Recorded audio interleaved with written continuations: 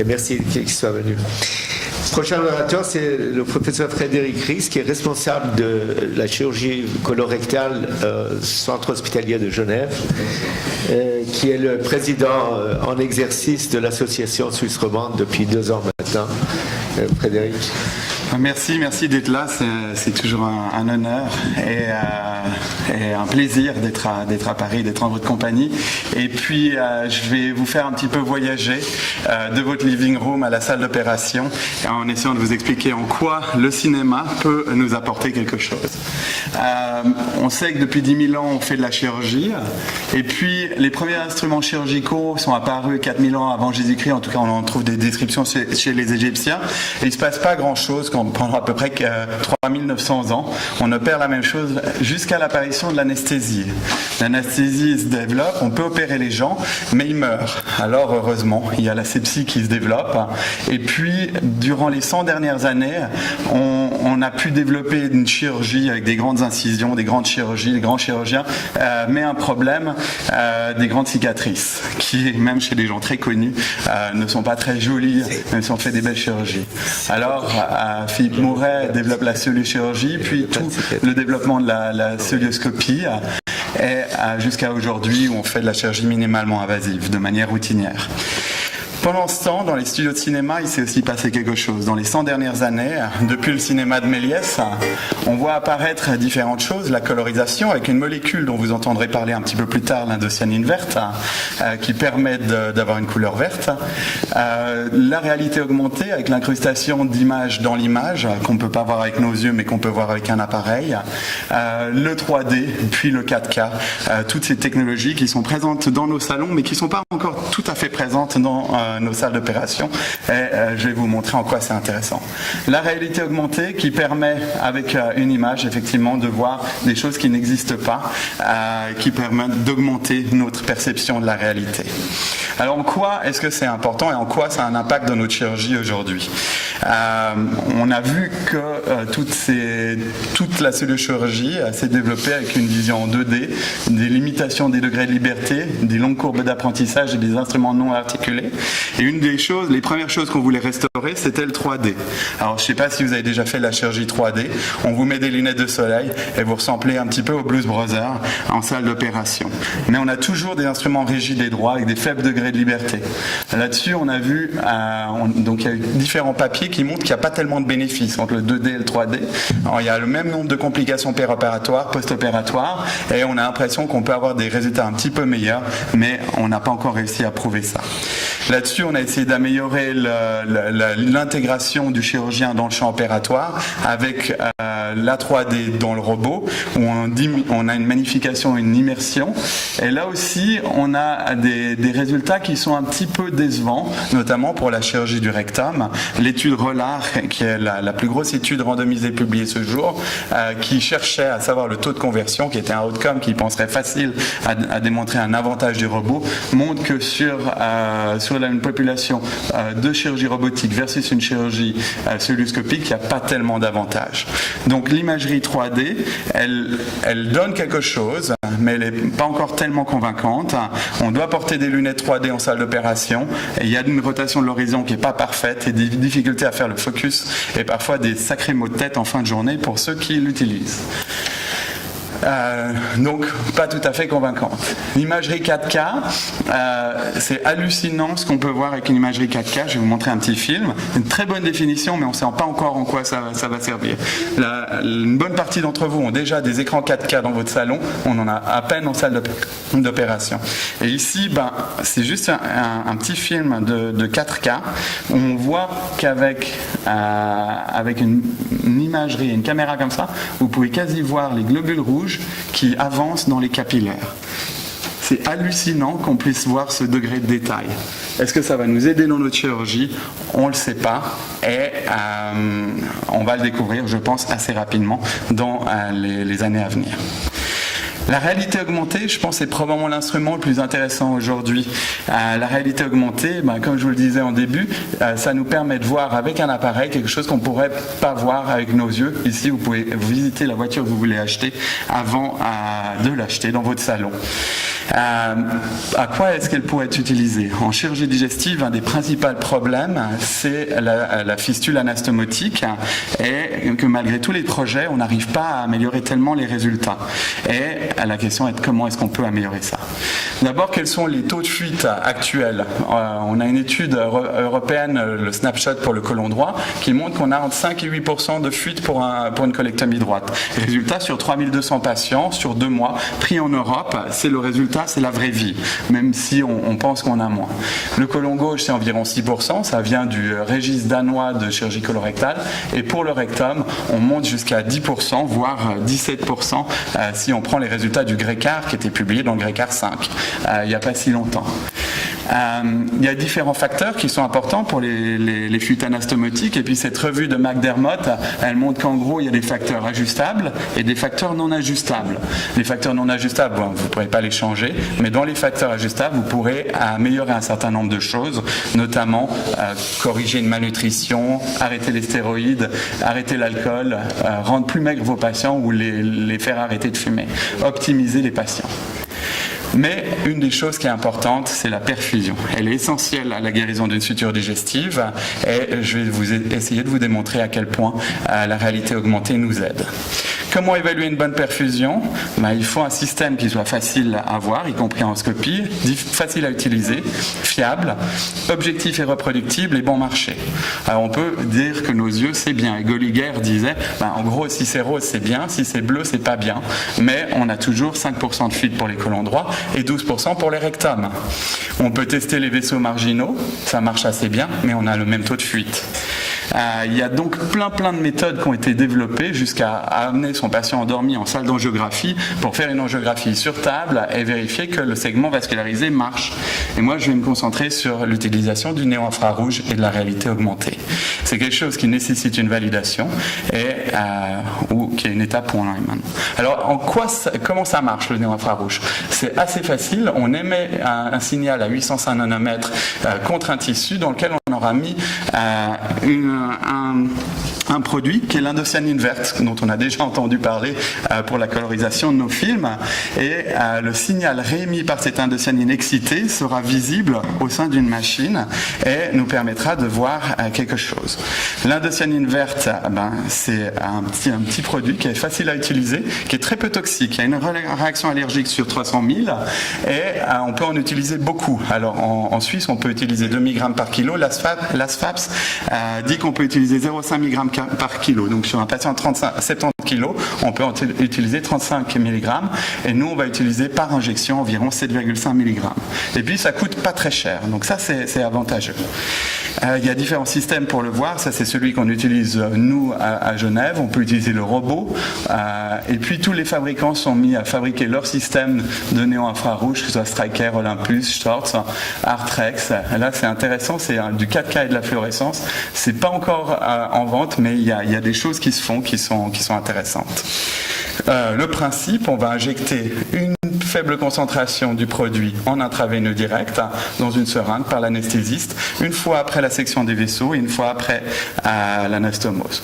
Ça, c'est une image normale. On a mis un petit crâne ici au niveau où on veut faire la section, l'image en réalité augmentée et l'image composite. Et puis, on va voir si l'endroit où on a mis notre marqueur, c'est le bon endroit pour faire notre section vasculaire, notre section de côlon. Et ici, on s'aperçoit qu'il y a un clair cut-off à l'endroit qui est vascularisé et qui correspond pas du tout à l'endroit qui est dévascularisé où on a pris nos tumeurs et nos vaisseaux. Donc ça marche assez bien. Ça nous permet même de faire une section sous contrôle visuel avec un agrafage qui permet, avec une limitation claire, d'être certain qu'on va pouvoir avoir un segment vascularisé. Qui plus est, si ça saigne, vous aurez un joli saignement vert qui est presque plus beau que le saignement rouge, mais qu'il faudra contrôler et qui teste aussi les vaisseaux marginaux. Est-ce que ça marche chez les patients? On a déjà commencé par une étude de faisabilité, ça avait l'air de fonctionner. Pas de fuite, mais 30 patients, c'est pas assez. Il y a une équipe de New York qui a essayé sur des rectums bas. Ils ont vu que sur les 4 angiographies anormales sur 20 patients, 2 ont eu une fuite anastomotique. On est toujours à 10%, pas vraiment d'impact. l'étude sur la perfusion sur le groupe de Jafari, qui marque ici là où il veut sectionner, et puis il injecte le produit, et on voit que la ligne où il voulait sectionner, en fait, elle est à 2 cm au-delà. Et il se rend compte que dans son groupe contrôle, il a 18% de fuite, quand dans son groupe, avec la fluorescence, il a 6%. Mais il s'agit d'une quarantaine de malades. C'est pas beaucoup. Alors les Américains, ils ont dit, on va faire une grande étude, l'étude Pilar 2, où ils ont mis 147 malades, 139 dossiers analysés, et là-dessus, seulement 25% de cancer du rectum, et ils trouvent un taux de fuite de 1,4% en multicentrique. Donc là, il y a quelque chose d'intéressant, avec un changement d'attitude dans 8% des cas. Donc on change d'attitude dans 8% et on diminue le taux de fuite à 1,4%. Donc c'est une première étude de phase 2. Évidemment, quand il commence à y avoir quelques études sur le marché, on commence à avoir quasi autant de méta-analyses que d'études, et en gros elles disent toutes la même chose, il y a probablement quelque chose dans cet ICG. Alors nous, comme Européens, on s'est dit, il faut qu'on essaie de reproduire les résultats américains et savoir si on arrive à répliquer le hamburger américain par un hamburger européen, ou si le nôtre va plutôt ressembler à ça. Alors, on a fait une étude multicentrique prospective entre Genève, Oxford et Dublin, et on a réuni 500 malades. Avec un âge médian de 64 ans, des patients gros et maigres, avec environ 65% de cancers colorectaux, 20% de maladies diverticulaires, et puis quelques maladies inflammatoires. On a 143 anastomoses iléocoliques, 220 anastomoses colorectales hautes, 90 colorectales basses, et des poches angilo-anales. Et puis, on a regardé ce que ça allait nous apporter. 85% de ces chirurgies ont été faites par celiochirurgie, avec un taux de conversion de 6%, ce qui est tout à fait acceptable. Alors tout d'abord, est-ce que le néo-infrarouge, on peut le faire? Oui, on peut le faire dans tous les cas, et ça a pris 4 minutes en médiane sur 500 patients. Donc ça veut dire que c'est rapide, et le temps d'apparition du signal, il dure 30 secondes. C'est rapide aussi, donc le chirurgien peut le faire, il ne s'ennuie pas, il ne prolonge pas son temps chirurgical. Deuxièmement, on a altéré la chirurgie dans 6% des cas, 80% à la première acquisition, avec une nécessité de recoupe ou de voir qu'on avait dévascularisé un angle ou une partie du segment intestinal qu'on voulait anastomoser.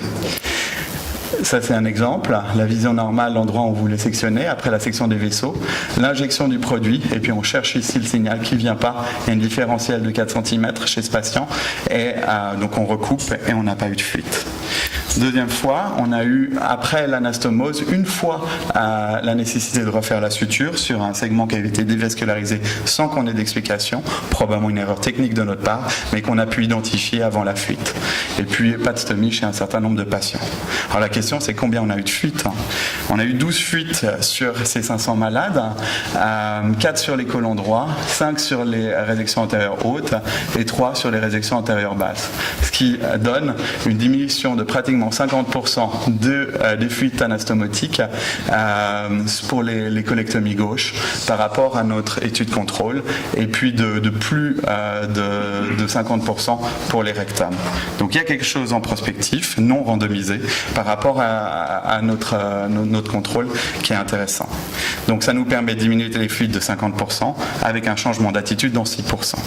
Alors à quoi on peut aussi utiliser l'indocyanine? On peut l'utiliser pour les poches angilo-anales, notamment pour les manœuvres d'élongation, où on est sûr d'avoir une poche NG pouch vascularisée avec un clan vasculaire. On vient de publier dans Colorectal Disease un petit papier avec 30 malades.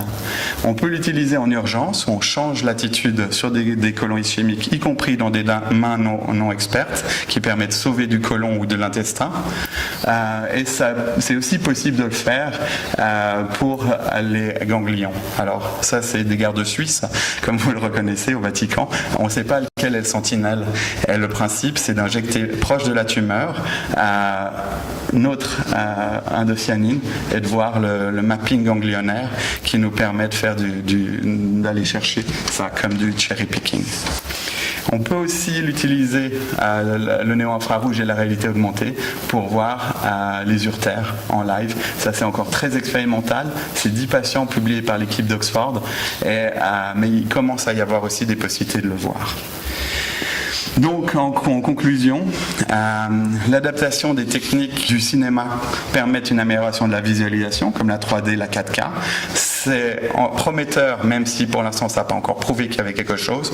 Mais par contre, la réalité augmentée semble visualiser des structures qui étaient invisibles jusque-là et vont peut-être nous permettre d'avancer vers le futur.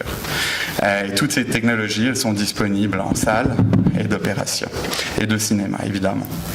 Le futur des études prospectives randomisées pour les flûtes anastomotiques, je pense que c'est important qu'on le prouve, même si c'est extrêmement convaincant. En tout cas, moi, je suis convaincu. J'espère vous avoir en tout cas amené vers un questionnement. Et puis peut-être qu'un jour, on aura aussi besoin de ces techniques dans l'espace. C'était un article publié dans le BGS où toutes ces techniques pourront être utilisées depuis la Terre pour repérer des patients dans l'espace. Et ce sera peut-être pour un futur pas si lointain. Des remerciements à toutes les personnes et puis je vous remercie pour votre attention. Bien, merci beaucoup pour cet exposé. J'aurais une petite réflexion par rapport au fait qu'on n'a pas mis en évidence l'amélioration avec le 3D ou le 4K. Les neuroscientifiques nous expliquent bien que quand on fait de la laparoscopie, on fait un effort d'intégration justement parce qu'on n'a pas on doit retransformer les images 2D en 3D. Donc, quelque part, on accapare toutes nos capacités cérébrales à faire ce travail, ce qui les rend peut-être elles vont manquer si on a une réaction particulière à avoir sur le champ opératoire ou si on est stressé, si on est fatigué. Donc je pense qu'on n'a peut-être pas mis en évidence cet effet bénéfique du 3D, mais bon, c'est quand même ça nous évite de faire un effort, donc c'est bon. Oui, mais alors, on a l'impression que des fois on en discutait à déjeuner, on se disait c'est parfois pas du 3D, on a aussi ces lunettes de soleil qui entrent dans notre champ de vision et qui nous obscurcissent le reste de la salle d'opération. Je pense que les technologies sont pas encore tout à fait abouties. Je pense que quand elles seront bien abouties et qu'on aura une vision comme au robot, mais en salle d'opération sur la cystoscopie, peut-être à ce moment-là, ça nous réduira notre stress et ça permettra à notre cerveau de s'occuper d'autres choses. Mais pour l'instant, je pense que c'est encore pas assez bien développé. Et notamment, une des choses qu'on a sur la plupart des segments, c'est aussi que l'horizon ne peut pas être tourné. Et c'est difficile de travailler avec des caméras 30 degrés avec des horizons qui tournent. C'est notre tête qui tourne. Et je pense que les fabricants doivent encore faire des progrès.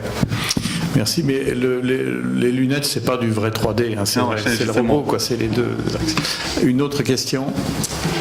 Merci Frédéric. C'est plutôt également un commentaire sur la 3D. Dans le champ de la chirurgie bariatrique, il a été prouvé que la 3D, pour le coup, ça a amélioré pour la formation une aide aux chirurgiens. Et quand on compare la 3D du robot et la 3D standard laparoscopique, pour les chirurgiens experts, il n'y a pas de différence, mais pour l'apprentissage, pour les chirurgiens novices, il y avait un net avantage à utiliser la 3D.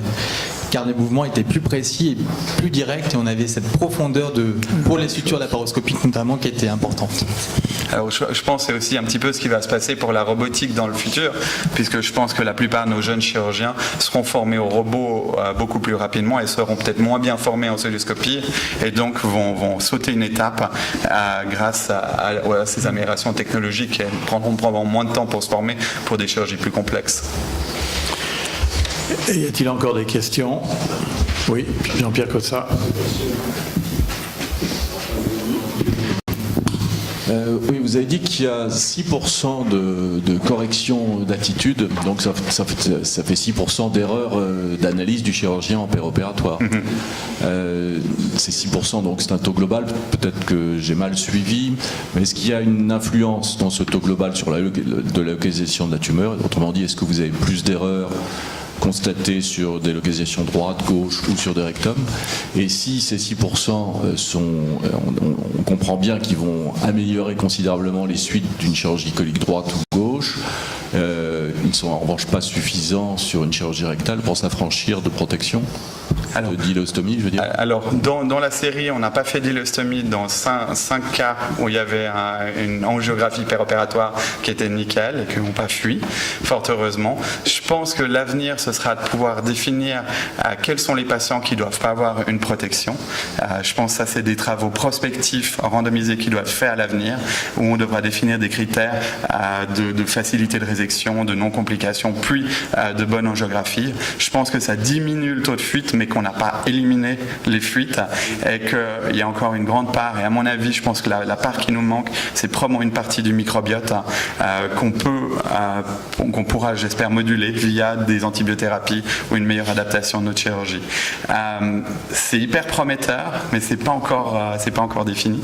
Ensuite, quant à la localisation, c'est globalement, effectivement, il n'y a pas eu tellement de différence entre la localisation des tumeurs, mais c'est extrêmement frappant que c'est ultra stable. On a eu 6% globalement sur les 100 premiers malades, et chaque centaine de malades, on rajoutait 6%, ça c'était stable. Et dans toutes les études publiées sur le sujet, on est entre 4 et 8%. Donc c'est un truc qui est ultra reproductible, et effectivement l'œil du chirurgien n'est pas suffisant. On peut opérer soit borne, soit on peut opérer avec 2 yeux ouverts, et ça nous aide, et ça nous diminue les fuites, et je pense que c'est vachement intéressant.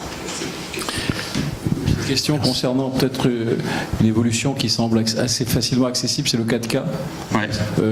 Combien ça coûte? Pourquoi ça ne se diffuse pas beaucoup plus vite? Je crois qu'il y a un énorme retard. Je crois que le 3D au cinéma, on l'a depuis les années 2000. On l'a en salle d'opération. On a reçu, nous, à Genève, notre premier tour 3D il y a 6 mois.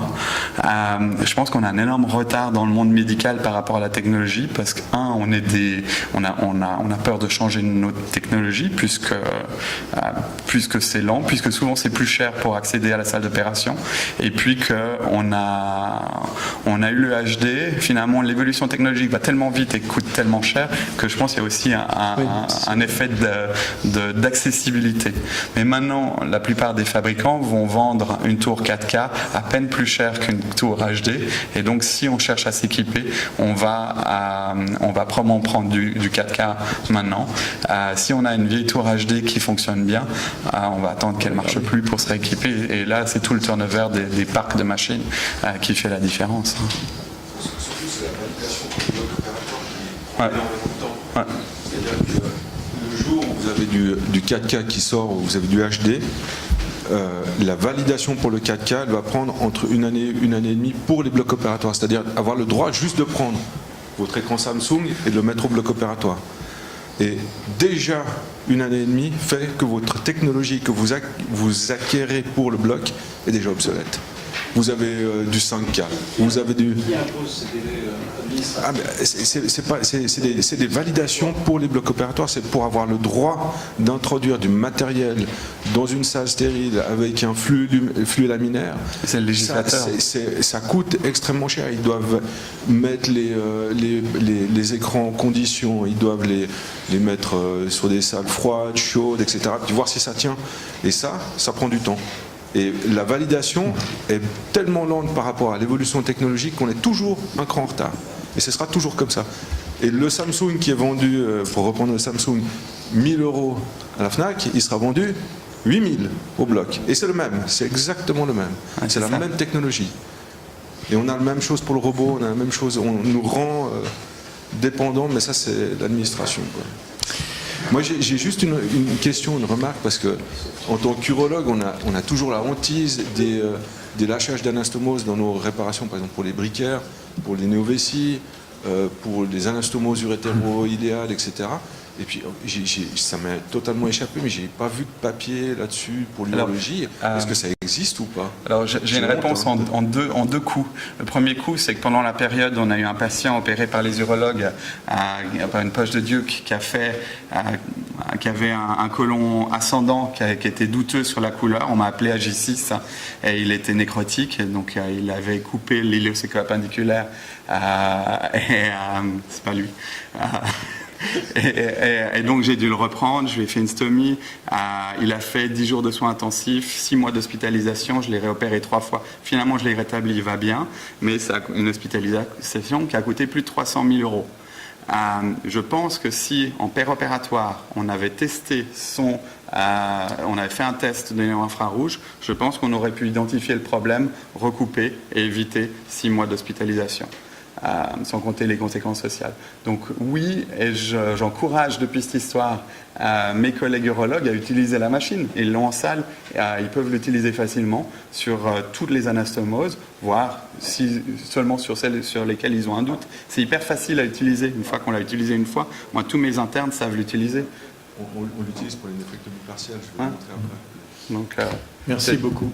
Merci beaucoup, c'est l'intérêt des blocs multidisciplinaires.